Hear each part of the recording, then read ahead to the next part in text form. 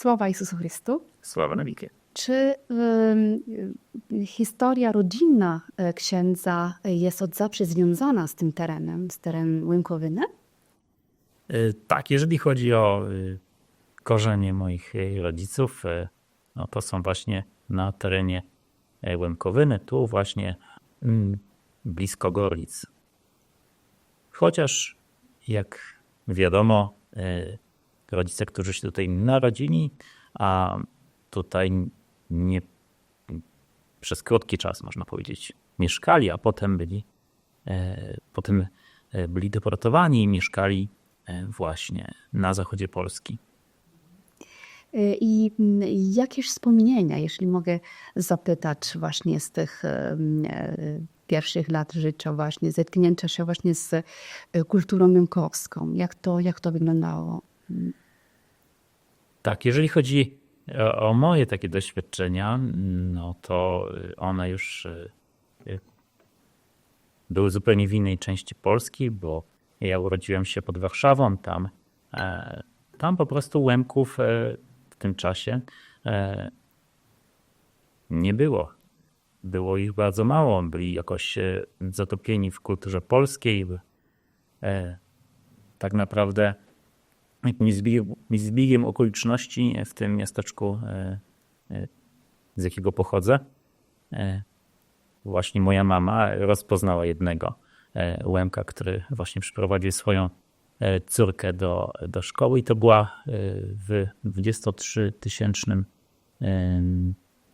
miasteczku jedyna rodzina, którą właśnie znaliśmy. Właśnie jak wyglądał tutaj właśnie więc powrót na tą stronę właśnie Polski?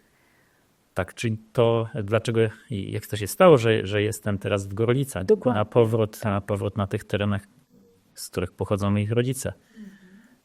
No to jest związane z misją, która została mi powierzona. Tutaj przed 2 laty zostałem proboszczem w parafii Rozdziela i w 3 innych miejscowościach na wschód od Rozdziela. To, co mnie zaciekawiło, jest fakt właśnie, że jak się wchodzi na teren Łękowyny, zauważamy, że już na Google Maps na przykład, że mamy równocześnie i cerkwie grekokatolickie i prawosławne. I więc moje pytanie jest takie, skąd się bierze ta rzeczywistość? Dlaczego równocześnie? A równocześnie jesteśmy też w Polsce, więc oczywiście bywają również kościoły. Więc to jest bardzo ciekawy wątek. I co można powiedzieć na ten temat? Tak. Jeszcze przed wojną na tych terenach łękowskich kościoły należały do wielkiej rzadkości. W zasadzie ich nie było, dlatego że wszyscy wierni byli wyznawcami obrządków wschodnich i tak jak pani powiedziała, albo byli grekokatolikami, albo prawosławnymi. Ale jeszcze do czasu I wojny światowej i krótko po niej w zasadzie prawosławie na tym terenie nie było. Jest to związane właśnie z tym, z różnymi, z tym życiem, można powiedzieć, politycznym, które się tutaj toczyło również i w cerkwi, z tym życiem politycznym, które się w okolicznych krajach też właśnie w jakiś sposób toczyło i z napływem księży z terenu Związku Radzieckiego, gdzie właśnie księża prawosławni byli prześladowani i tutaj właśnie znaleźli to swoje nowe miejsce. Tak. I uważam, ksiądz, że właśnie ta podwójna taka rzeczywistość, jeżeli chodzi o wiarę, o obrzędy, to dzieli w sposób znaczący społeczność łemkowską, czy nie? Tak, no to są, można powiedzieć, takie trudne tematy. Właśnie ten podział właśnie wśród Łemków na grekokatolików i prawosławnych. Jest to podział, który przebiega właśnie często przez rodziny. On był jeszcze wzmocniony przez właśnie politykę państwa tutaj w Polsce. W czasach komunistycznych, kiedy właśnie państwo promowało Kościół prawosławny i wtedy część Łemków, chcąc zachować swój obrządek wschodni, a właśnie zmieniało wyznanie na prawosławne. I moim zdaniem Łemkowie padają właśnie ofiarą takich manipulacji, tak, jakie obserwujemy w ogóle w polityce. Właśnie. I wtedy, jeżeli są emocje, wtedy właśnie można jakby wykorzystywać ludzi do swoich celów. I właśnie tak często niestety ten problem dotyka też i kościołów. I dlatego właśnie często ludzie żyją takimi podziałami, a no w ten sposób właśnie to, co nie powinno mi zajmować jakiegoś pierwszego planu, to właśnie wybija się jakby tak naprzód i niestety powoduje właśnie różne czasem właśnie konflikty. Rozumiem. Natomiast tutaj wiadomo, że najważniejsze jest to wiara po prostu w Boga, ale no, że człowiek jednak na co dzień podlega jednak pewnym... Tak, dla Łemków było zawsze ważna była obrzędowość i Łemkowie w części właśnie zachowali ten obrządek wschodni. Dlatego właśnie z taką łatwością część z nich przyjmowała właśnie wyznanie prawosławne, żeby po prostu zachować to, w czym się wychowali. Dlatego, że Kościół prawosławny przy wszystkich odmiennościach tego prawosławia, które było nie na terenach właśnie Łemkowyny, jednak znalazł sposób, żeby się przystosować do tego obrządku, który tutaj był wśród Łemków i dlatego Łemkowie czuli się wtedy jak u siebie. I to też zresztą można dodać, było powodem tego, że tak wielu Łemków odchodziło od grekokatolicyzmu właśnie w latach 20., 30. XX wieku.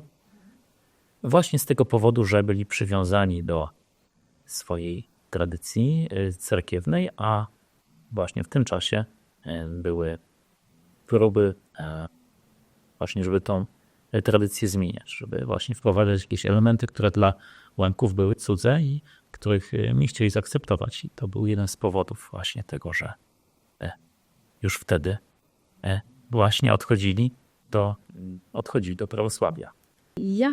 W jakim języku odbywają się obrzędy w kościele? I właśnie czy są pod tym kątem, sądzi ksiądz, różnice między tym, co dzieje się w cerkwi grekokatolickiej i prawosławnej? Czy właśnie, czy to jest rosyjski zazwyczaj, czy natomiast jedna z tych cerkwi natomiast właśnie bardziej zbliża się do Łemków i ten język właśnie obrzędowy to jest język łemkowski. Tak, jeżeli chodzi o moje parafie, tam we wszystkich parafiach językiem liturgicznym jest język cerkiewnosłowiański, a w tym języku śpiewają ludzie i w tym języku też odprawia ksiądz. Więc tak, to jest u mnie już podczas pierwszego dnia, pierwszej niedzieli, kiedy przyjechałem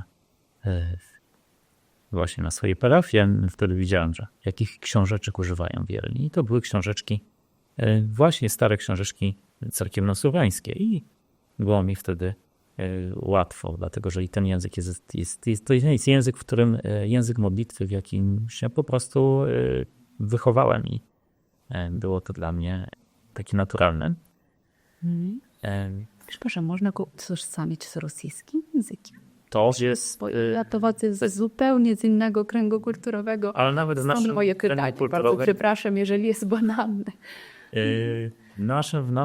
nawet w naszym tu kręgu kulturowym język rosyjski jest właśnie, język cerkiewno-słowiański jest mylony z językiem rosyjskim, ale podejrzewam, że jest to właśnie efekt jakiejś manipulacji, że ktoś chcąc obrzydzić niestety ten święty język, właśnie tak go kiedyś nazwał i tak tłumaczył, że nie możemy posługiwać się językiem naszych wrogów. To jest właśnie często taka argumentacja dosyć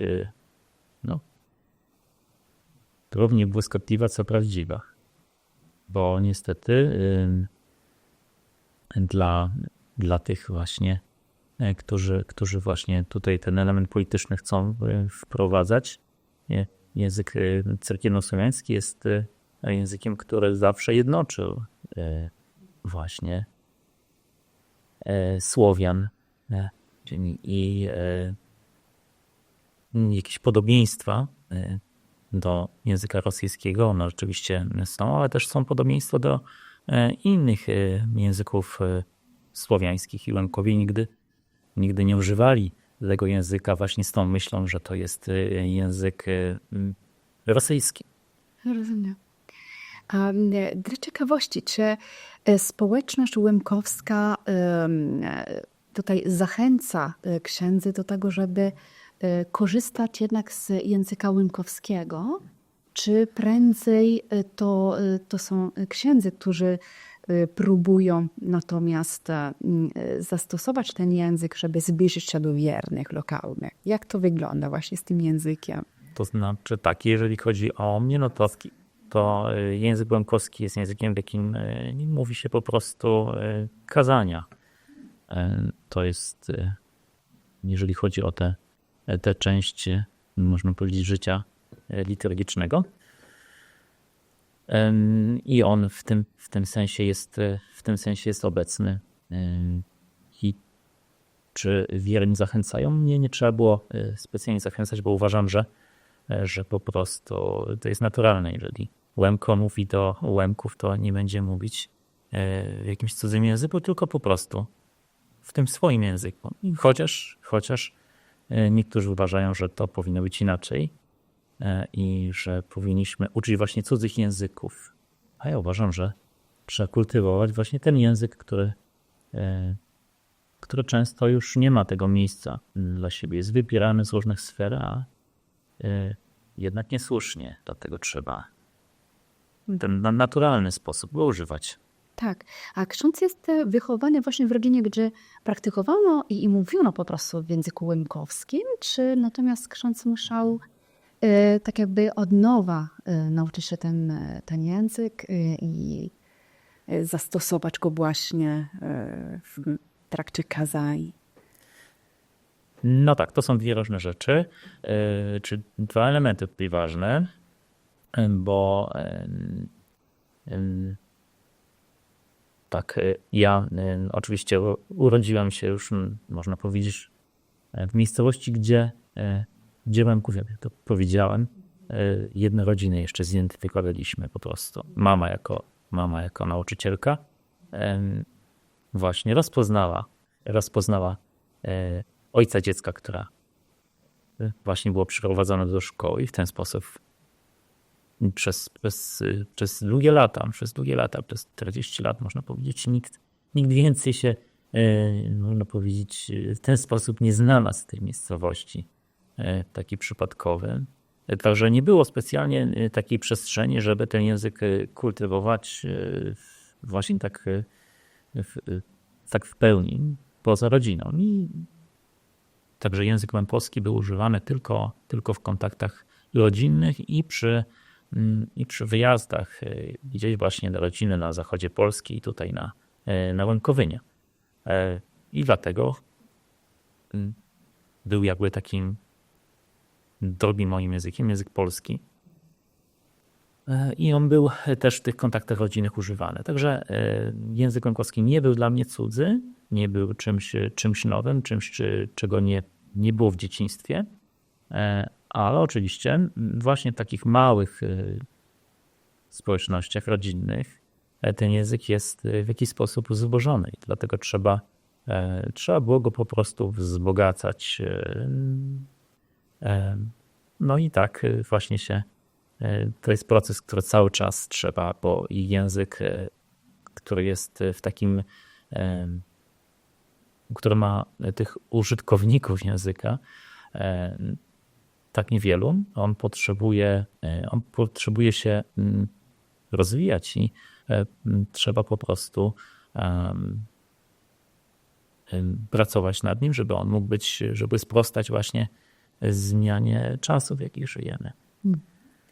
A oprócz właśnie kwestii językowej, czy cerkwiech w jakiś sposób pomaga właśnie tutaj Łemkom akurat w kultywowaniu właśnie własnej tożsamości kulturowej? Czy są jakieś inicjatywy podejmowane właśnie przez Kościół, żeby im pomóc w tym właśnie, realizować swoje też cele artystyczne, kulturalne? Czy coś takiego się dzieje? Jest taka aktywność właśnie parafialna w tym sensie, w tym kierunku. No tak, to jeżeli chodzi tutaj akurat o teren Łękowyny, no to takie życie łękowskie w cerkwi można powiedzieć, że jest rzadkością. W poprzednich 2 latach zorganizowaliśmy jasełka łękowskie i można powiedzieć, że pierwszy raz właśnie w tym roku byliśmy na przeglądzie kolędowania w Roskilbusie. I z tego, co zauważyłem, to jednak takimi rzeczami zajmują się nauczyciele języka łękowskiego, a tych elementów właśnie takich właśnie księży czy katechetów tam raczej nie było. Raczej tym się zajmują właśnie osoby świeckie. Także może pewnie ma to różne powody, ale uważam, że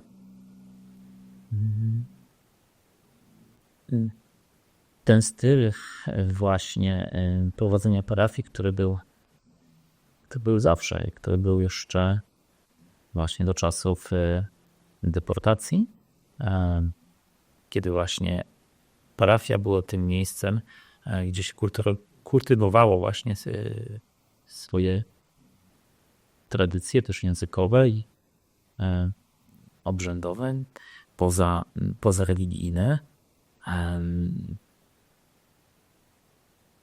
że ten styl właśnie trzeba kontynuować. Dlatego, że człowiek, który jest wydarty jakby ze swoich korzeni, który nie potrafi się określić, który tak do końca nie wie, kim jest. To jest człowiek, który po prostu nie ma wartości. Też te wartości właśnie typowo religijne, one nie są trwałe, bo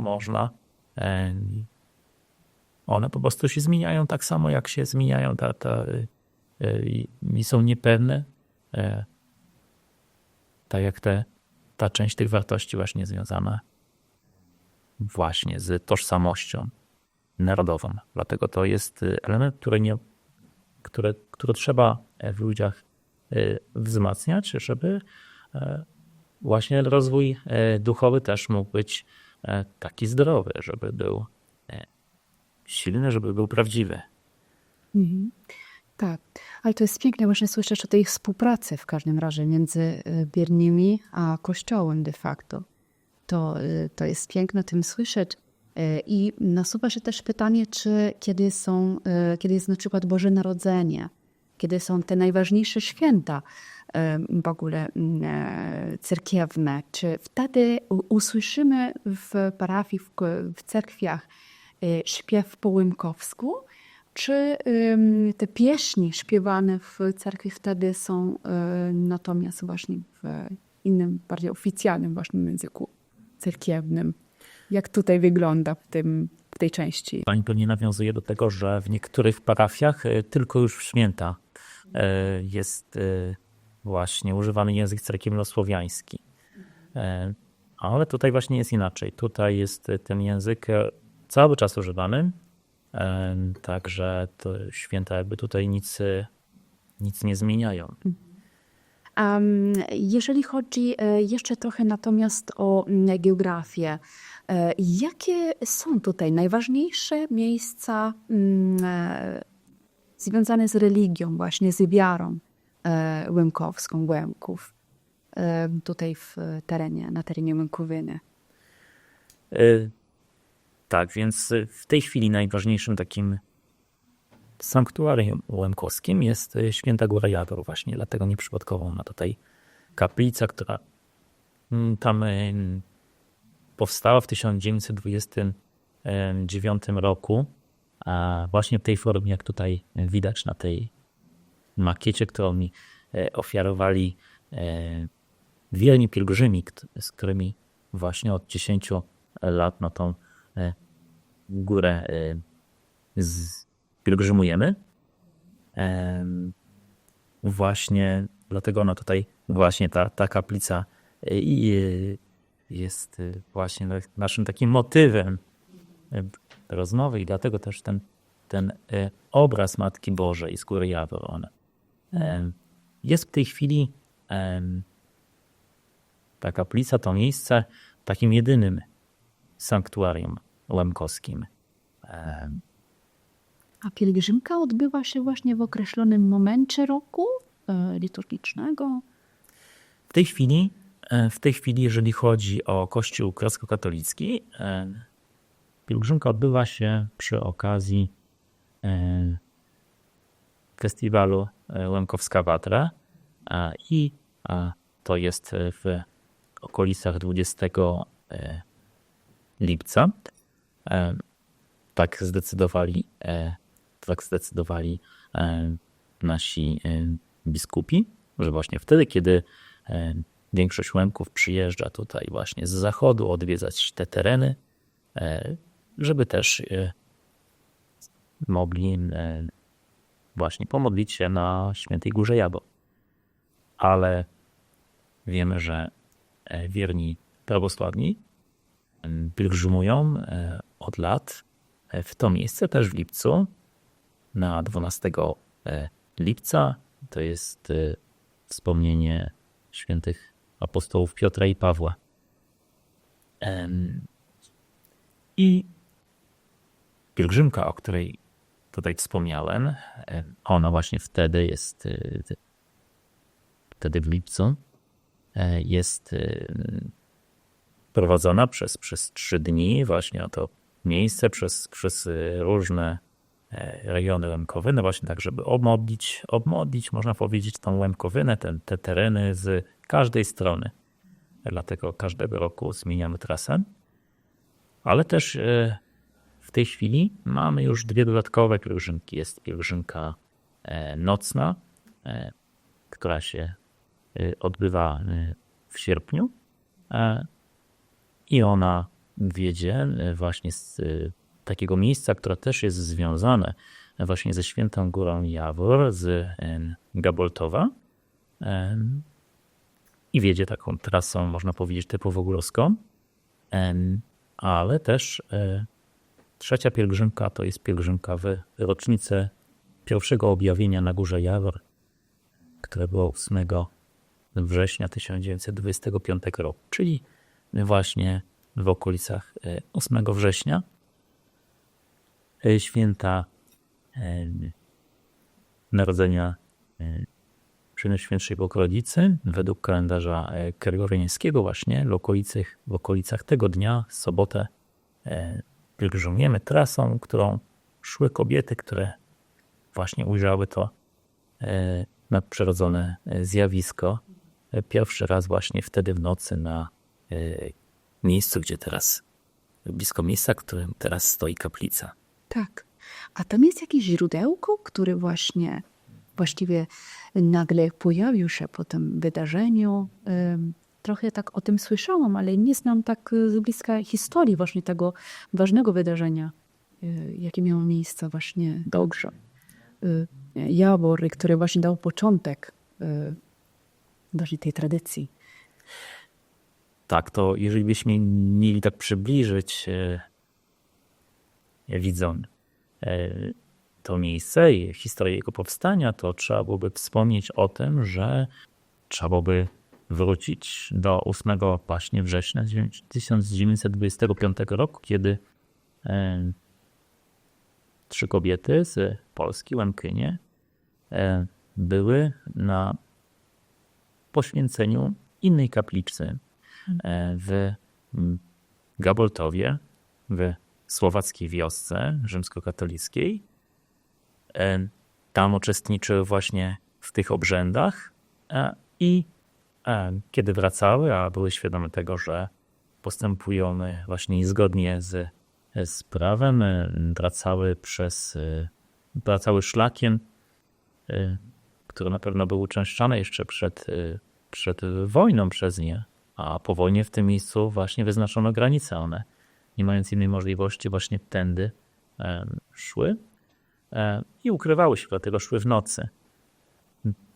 Kiedy już przeszły przez granicę, poczuły tą ulgę, że nikt ich nie widział, klękły i wtedy na modlitwie pojawiło im się światło, którego nie mogły zidentyfikować, nie wiedziały skąd ono dobiega.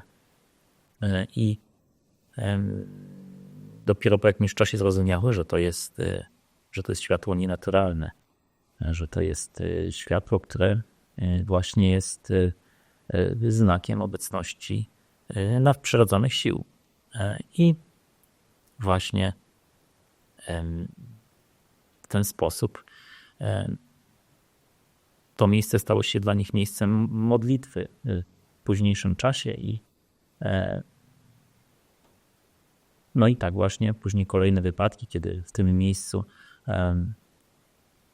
objawiła się Matka Boża, jednej z kobiet właśnie, która znowu szła na stronę słowacką,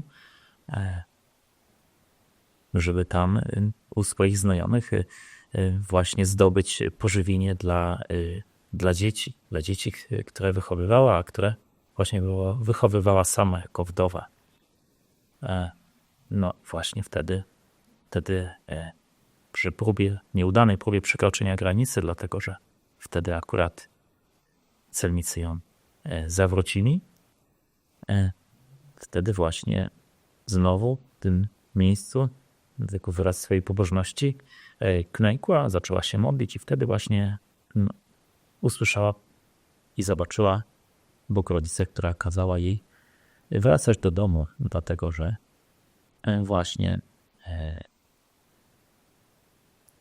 jej dzieci już mają co jeść. Jej dzieci będą syte, więc ten cud, który się wtedy wydarzył, no właśnie stał się tym początkiem już takiej, można powiedzieć, intensywnej modlitwy, bo wtedy już ta wieść się rozniosła między Łemkami i wtedy już tłumnie zaczęli odwiedzać to miejsce. Dobrze, to jest bardzo interesująca właśnie historia. A czy są jeszcze jakieś inne miejsca szczególnie ważne właśnie dla Łemków od strony religijnej? Nie wiem, czy odbywają też się inne pielgrzymki w innych kierunkach, w innych miejscach, czy w ogóle po prostu są takie szczególne kościoły ważne? Tak, no to by trzeba było jakby jeszcze sięgnąć do historii trochę właśnie i też do historii Góry Jabor. To wydarzenie, o którym mówiliśmy, miało miejsce w 1925 roku, a do tego czasu i jeszcze w tym czasie było w pobliżu w wiosce Izby sanktuarium, które liczyło sobie już ponad 200 lat. Sanktuarium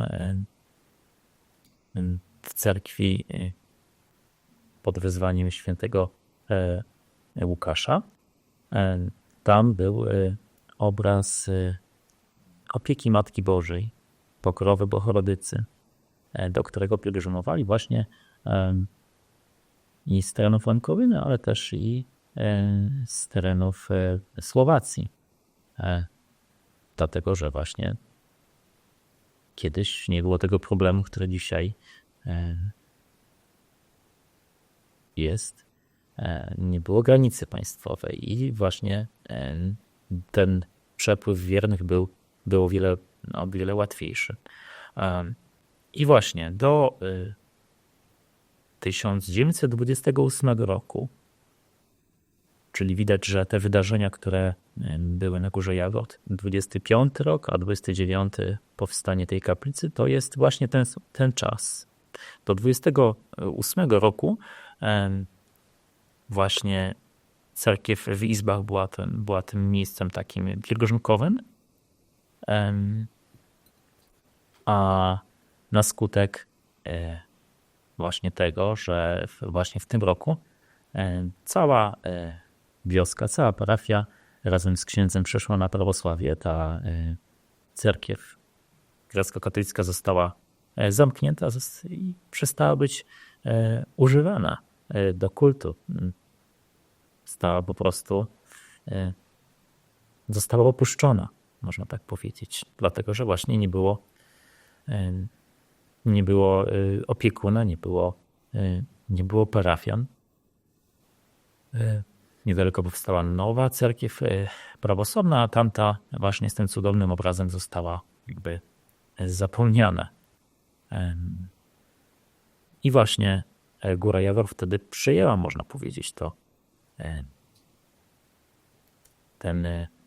tę rolę tego miejsca pielgrzymkowego właśnie na tym terenie. Poza tym też były inne miejsca, w których były cudowne ikony.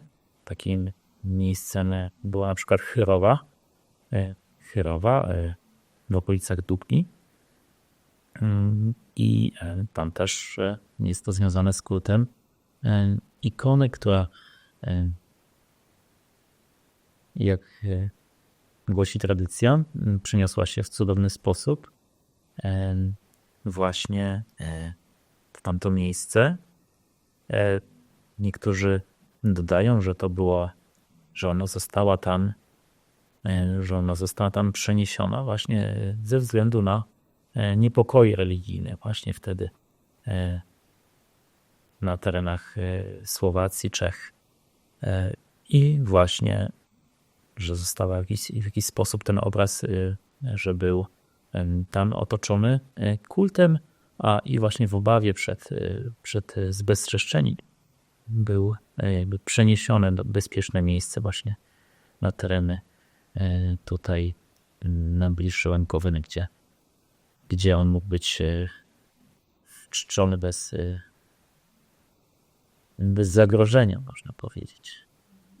A jak wygląda sytuacja, jeżeli chodzi o przemieszczanie się wiernych? Tutaj dzisiaj mamy granicę właśnie i z Ukrainą, i ze Słowacją, ale czy przybywają tutaj właśnie wierni na przykład ze Słowacji? Tutaj mam na myśli cały czas społeczność rynkowska.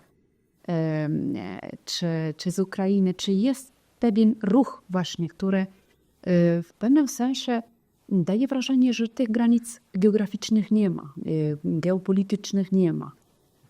Czy natomiast raczej te społeczności są dzisiaj na tyle podzielone, że nie widać takiego zjawiska?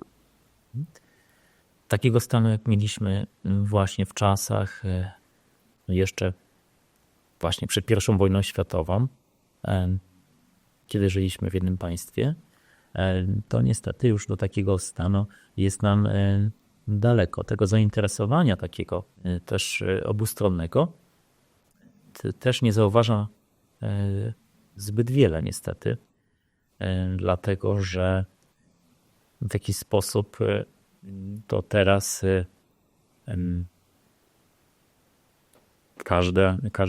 każda z cerkwi, czy po stronie słowackiej, czy po stronie polskiej poszła jakby troszkę innym szlakiem, albo można powiedzieć, że została poprowadzona tym szlakiem troszkę tak na siłę, w tym kierunku, jakim może by wierni sobie nie życzyli. I właśnie to jest powodem tego, że niestety tego życia takiego wspólnego jest zbyt mało, moim zdaniem. Ono się ogranicza może czasem do jakichś takich wyjątków tutaj w strefie takiej blisko granicy, ale takiego zainteresowania po stronie właśnie księży jest niewiele, chociaż czy właśnie w tej stronie od strony Komańczy, czy tutaj bliżej właśnie Krynicen, właśnie wierni grekokatolicy, którzy nie byli właśnie przesiedleni, bo na Słowacji nie było tego problemu deportacji. Oni często w ich pamięci zachowała się właśnie to świadectwo o różnych świętych miejscach, o tradycjach, o historiach właśnie na tych terenach, na których właśnie nie było wiernych, bo byli deportowani tutaj po tej polskiej stronie. I to właśnie dzięki nim było możliwe na przykład w okolicach Komańczy, w Radocynie, odtworzenie takiego miejsca, do którego pielgrzymowali właśnie wierni. Właśnie dzięki temu, że wierni ze Słowacji wskazali, że to było w tym miejscu, tak, bo po naszej stronie już tych wiernych było może mniej, a gdzieś się to zapomniało, a właśnie na Słowacji dzięki temu, że kiedyś tych granic po prostu praktycznie nie uznawano, no ta pamięć się przechowała. Jeszcze, jeżeli bym miał sięgnąć do swoich doświadczeń, to ja skorzystałem z takiej możliwości i byłem przez 2 lata na wymianie studenckiej właśnie w Preszowie, w seminarium katolickim i tam właśnie tak zetknąłem się właśnie z taką żywą, można powiedzieć, kulturą roślińską. Z tym, co w jakiś sposób zawsze było mi bliskie, w czym się wychowałem w domu, ale co tak naprawdę przechowało się już w takim szczątkowym sposób tutaj w Polsce. Tutaj w Polsce kultura łemkowska często już, można powiedzieć, nasiąkła kulturą polską. Mentalność Łemków też się zmienia, właśnie pod wpływem kultury i mentalności polskiej. A na Słowacji te procesy oczywiście zachodzą, ale o wiele wolniej. Dlatego właśnie tam mogłem się tak poczuć bardziej swojo, no bo były takie elementy czy zachowania, czy sposobu myślenia, sposobu bycia właśnie u Rusinów, u Słowaków, tam właśnie w seminarium, które właśnie tak identyfikowałem jako to, czym byłem wychowany. To było takie dla mnie ciekawe. Dlatego też myślę, że ten kierunek właśnie takiej współpracy z Rosinami, ze Słowakami, to jest ten kierunek, który powinien być właśnie obrany tutaj. I myślę też, że właśnie z naszej perspektywy, dlatego że właśnie ta perspektywa łemkowska tutaj na tym po północnej stronie granicy, to jest właśnie my jesteśmy tymi, którzy takiego ożywienia często właśnie najbardziej potrzebują. Święta Góra Jawor.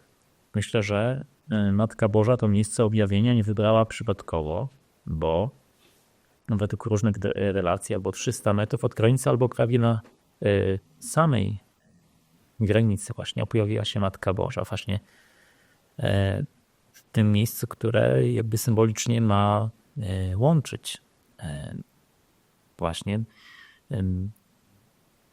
pokazywać tą jedność tego narodu, który właśnie w ten sztuczny sposób został podzielony. I to wydarzyło się w czasach przed właśnie tym nieszczęściem, które dotknęło Łemków tutaj na północy. I uważam, że jako znak takiego i wskazanie drogi takiego ocalenia właśnie, że w tym, że mamy właśnie tą naszą kulturę rusińską zachowaną po tej stronie południowej, że właśnie w tym jest jakaś taka nadzieja na przyszłość, czy nadzieja na też przetrwanie tego wszystkiego, co jest takie nam bliskie. A jak wyglądało pierwsze zetknięcie się księdza ze Słowacją? No właśnie, to było jeszcze za czasów, kiedy granice nie były otwarte, więc musiałem czekać, żeby samodzielnie tam pojechać. Musiałem czekać, aż będę mieć paszport, więc kiedy już to było możliwe, podczas jednego z wyjazdów tutaj bo właśnie często wyjeżdżałem na wakacje tutaj na Łękowynę do rodziny. Podczas jednego z takich wyjazdów pojechałem sobie rowerem. Pomyślałem, właśnie pojadę do Bardejowa. I wtedy właśnie pierwszy raz, był koniec lat 90., pierwszy raz zwiedziłem to miasto, trafiłem do cerkwi grecko-katolickiej i tam usłyszałem przed służbą Bożą kobiety, które się modliły. Dla mnie to było takim właśnie szokiem, że w cerkwi grecko-katolickiej po prostu ktoś się modli po cerkiewno-słowiańsku. Tymi modlitwami, które ja po prostu byłem nauczony z domu. Tak sobie pomyślałem, że po prostu tak można, że nie tylko właśnie język ukraiński, ale też język taki typowy dla Łemków, ten język, który zawsze był im bliski, że też jest używany właśnie. To jest ten element, który właśnie na Słowacji, mimo też ekspansji języka słowackiego, jednak ten element tam jest cały czas żywy. Ten język właśnie, święty język cerkwi.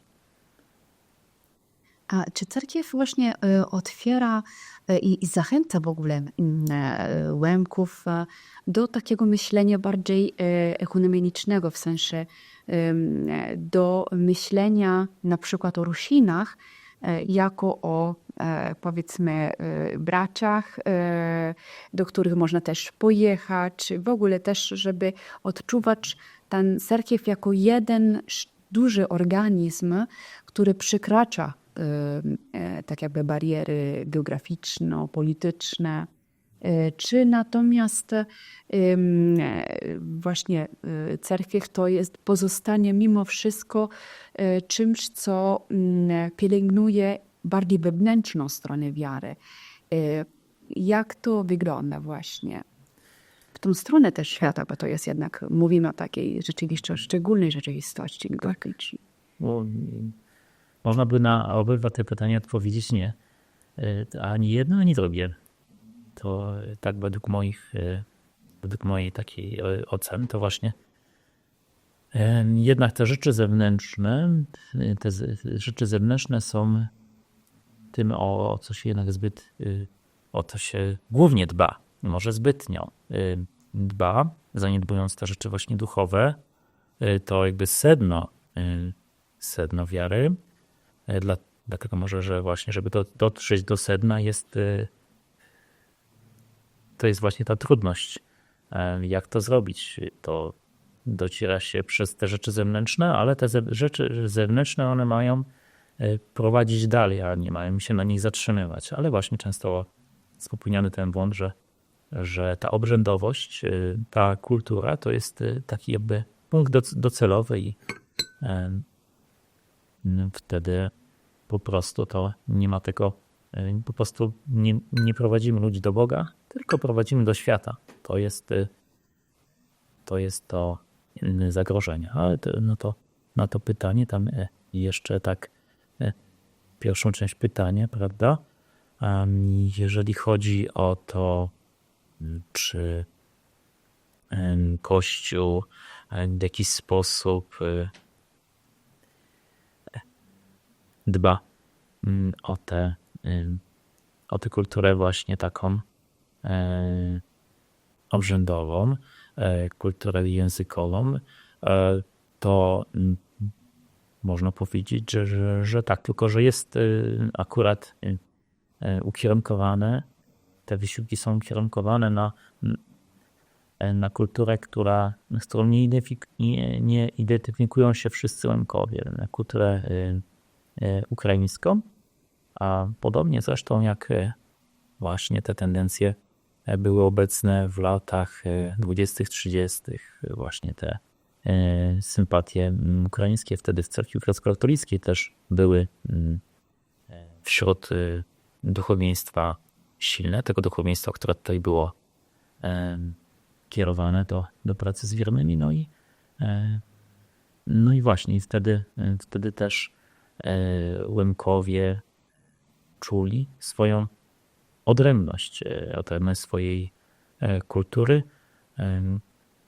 która właśnie tutaj się wytworzyła już przez wieki i była różna od tego, co właśnie w innych rejonach właśnie dalekich dla Łemków było czymś naturalnym. Tutaj to było czymś już obcym. I nasuwa mi się jeszcze takie pytanie, czy właściwie można powiedzieć, że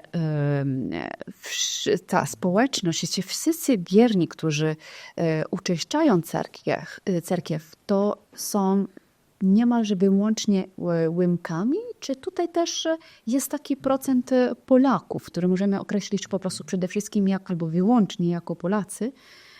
Właśnie istnieje taka społeczność po prostu polska, która uczęszcza właśnie i bierze udział po prostu w życiu cerkiewnym.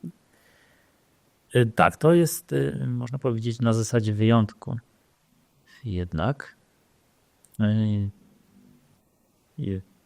taka sytuacja, kiedy właśnie Polacy angażują się właśnie tak w życie cerkwi grecko-katolickiej czy prawosławnej, to raczej są jednostki. Chociaż jeżeli chodzi o rodziny mieszane, no to takie rodziny się zdarzają i takie rodziny też, które wychowują swoje dzieci właśnie w kierunku kultury łemkowskiej i razem z obrządkiem wschodnim to nie jest w ten sposób, że właśnie rodziny mieszane właśnie co do zasady przechodzą, można powiedzieć, na właśnie ten świat polski związany z Kościołem rzymskokatolickim. Ale tak, żeby jakby dwie części, można powiedzieć, i ojciec i matka w równy sposób angażowali się, no to jednak często jest to tak, że jakby każdy zostaje troszkę w swoim świecie, ale rodzice decydują właśnie o tym, że wychowują swoje dzieci albo to właśnie ku porze tej łemkowskiej albo w polskiej. A może jak ostatnie takie pytanie. Oczywiście dla społeczności łemkowskiej, czy dla siebie samego, czy może ksiądz nam zdradzić choćby jedno pragnienie, czy dwa pragnienia? Czy życzenia, które by chciał ksiądz, aby się urzeczywistniły, żeby się spełniły? Tak, no, takim moim... Tak patrząc na życie właśnie takie lokalne, na to, co się dzieje.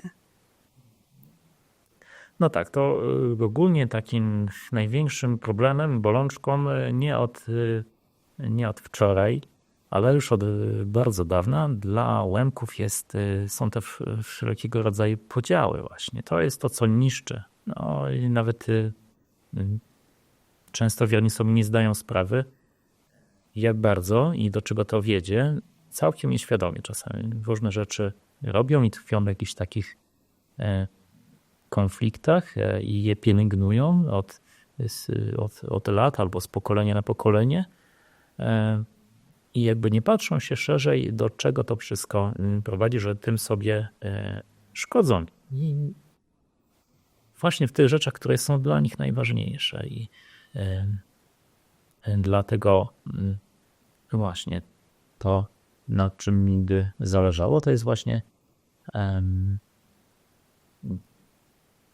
pokonanie tych różnych takich trudności, wyjście właśnie często z jakichś takich swoich złych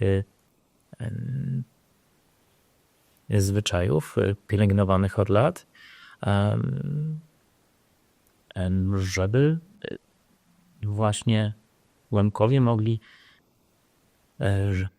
po prostu żyć taką, można powiedzieć, pełnią łemkowskiego życia właśnie, żeby mogli korzystać z tych wszystkich możliwości, jakie daje to, że mamy, można powiedzieć, różnorodność, że nie jesteśmy wszyscy Łemkowie tacy sami, ale że właśnie nie jest to jakimś powodem do tego, że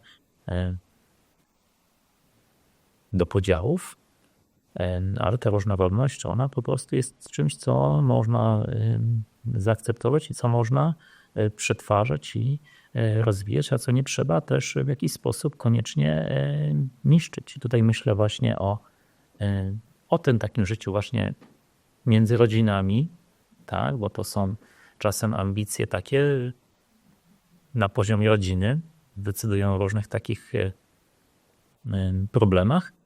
A też myślę też o tym, czy mówiliśmy tutaj o tych podziałach wyznaniowych, grekokatolicy czy prawosławni, ale też właśnie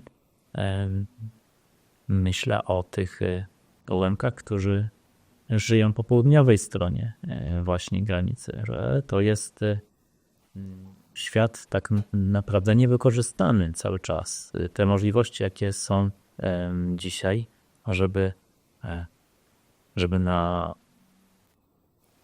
właśnie tej płaszczyźnie religijnej, czy na płaszczyźnie kulturowej, żeby to życie się po prostu jakoś toczyło wspólnie. To jest właśnie to, co mogłoby, w czym mogliby się po prostu odnaleźć Łemkowie. I dzisiaj, a często przez jakieś złe słowo nawet jakichś osób, którym na tym nie zależy, żeby tak się stało, właśnie nie idą w tym kierunku. To dziękuję krásně. Ostaňte s Bohom. Bože zapłat.